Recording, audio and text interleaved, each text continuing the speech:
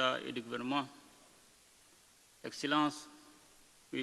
Zhao Leji, membre du comité permanent du bureau politique du comité central du Parti communiste chinois et président du comité permanent de l'Assemblée populaire nationale de Chine, et président de la présente session de haut niveau sur la gouvernance. Mesdames et Messieurs, à l'entame de mon propos, je voudrais rendre hommage à son Excellence M. Xi Jinping, président de la République populaire de Chine, ainsi qu'au gouvernement et au peuple chinois pour l'accueil chaleureux et les marques de considération dont nous sommes l'objet depuis notre arrivée en République populaire de Chine. Je tiens également à exprimer toute la gratitude de la délégation malienne pour l'invitation aimable que nous ont adressée leurs Excellences, les co-présidents du 9e Forum de coopération sino-africaine FOCAC. Et c'est un honneur pour nous de participer à cette rencontre d'envergure qui symbolise la force des relations entre l'Afrique et la République populaire de Chine. Des relations qui ne cessent de se renforcer dans un contexte international marqué par des défis multiformes.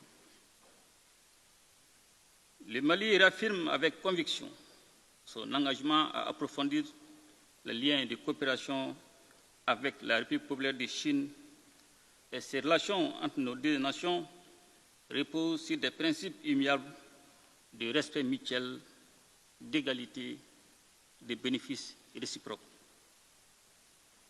Nous saluons particulièrement la sincérité et la stabilité de ces liens bâtis sur le respect de la souveraineté de chacun et la non-ingérence dans les affaires intérieures. Excellences, Mesdames et Messieurs, les valeurs que partagent le Mali et la Chine, notamment en matière de respect de la souveraineté et des droits humains, constituent le fondement du thème qui nous réunit aujourd'hui, à savoir le renforcement des échanges d'expériences en matière de gouvernance. Une gouvernance véritable ne peut se réaliser que dans un cadre où les autorités et le peuple exercent pleinement leur souveraineté, sans interférence extérieure. C'est dans cet esprit de responsabilité nationale que la gouvernance au Mali est guidée par trois principes désormais inscrits dans notre Constitution, à savoir le respect de la souveraineté de l'État, le respect des choix souverains du peuple, la défense des intérêts du peuple. Pendant longtemps, sous le prétexte de promouvoir la bonne gouvernance, nos États ont été soumis à des dictats par des puissances impérialistes, facilitant ainsi l'exploitation sans retenue de nos ressources. Ces pratiques ont alimenté des inégalités et freiné notre développement tout en renforçant des intérêts extérieurs au détriment de nos peuples. Aujourd'hui, alors que nous faisons face à des défis sécuritaires et économiques imposés de l'extérieur, le Mali exprime sa profonde gratitude envers ses partenaires sincères, dont la République populaire de Chine, qui apporte un soutien crucial dans notre lutte contre le terrorisme et ses complices étatiques. Les récents événements survenus à Tinzawatène dans le nord du Mali illustrent malheureusement comment le terrorisme international est cyniquement entretenu, voire encouragé par des forces néocoloniales qui cherchent à perpétuer leur domination sous de nouvelles formes.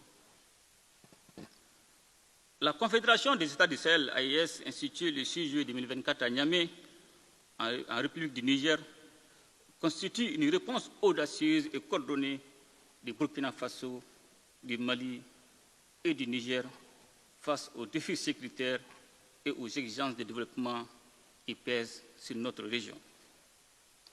Cette alliance stratégique que j'ai l'honneur de présider pour son premier mandat s'inscrit dans une vision panafricaine et résolue à défendre et à promouvoir les intérêts communs de nos nations.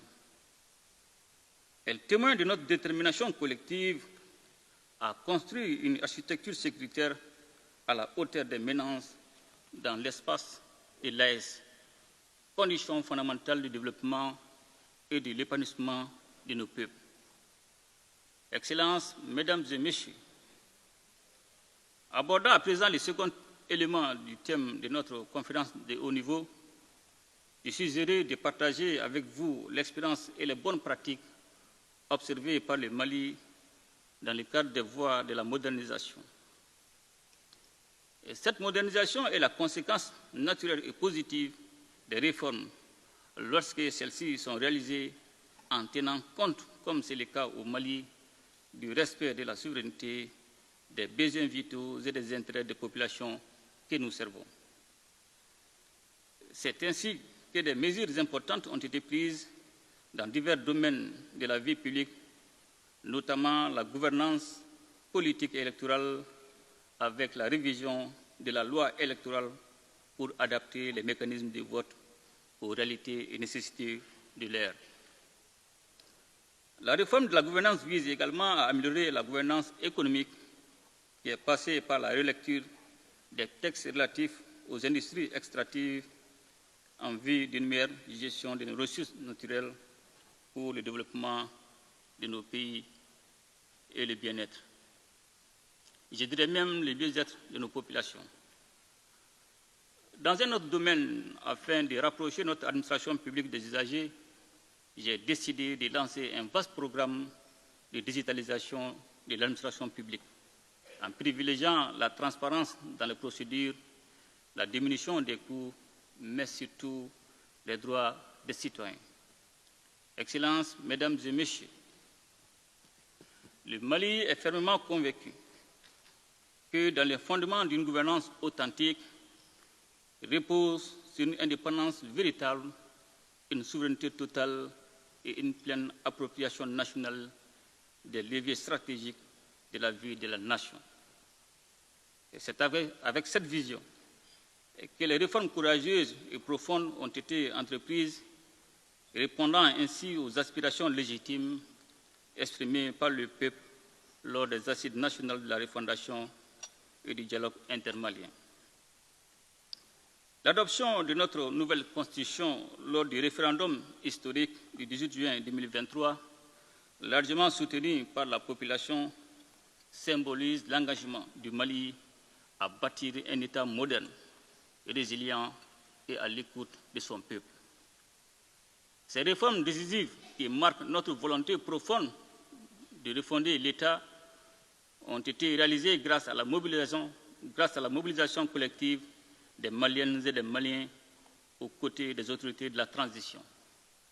Cette dynamique dénote une approche inclusive et durable sur fond d'un large consensus national dans le processus de refondation. Les dites réformes, faut-il les rappeler, reposent sur la réaffirmation de la souveraineté du Mali, soutenue par l'engagement inébranlable de nos forces de défense et de sécurité qui assurent un contrôle total et efficace du territoire national. Cette sécurisation, essentielle pour la stabilité et le développement, permet de créer un environnement propice à la reconstruction et à l'épanouissement de notre nation. Le Mali se dote ainsi des outils nécessaires pour relever les défis actuels et bâtir un avenir prospère pour tous ses citoyens. Excellences, Mesdames et Messieurs, je voudrais, pour conclure, renouveler la profonde gratitude du peuple et du gouvernement malien envers la République populaire de Chine pour son appui indéfectible, en particulier dans le domaine de la stabilité, de la paix, de la sécurité et du développement. Le Mali reste résolument déterminé à approfondir et à fortifier ses relations avec la Chine ainsi qu'avec tous les partenaires qui partagent les mêmes valeurs de respect de souveraineté et de coopération réciproquement bénéfique. Vive la coopération sino-africaine, vive l'amitié entre nos peuples. Je vous remercie. Very much, President Lueka, for your Excellency President Joseph Mahay of the Republic of This forum also institution Our program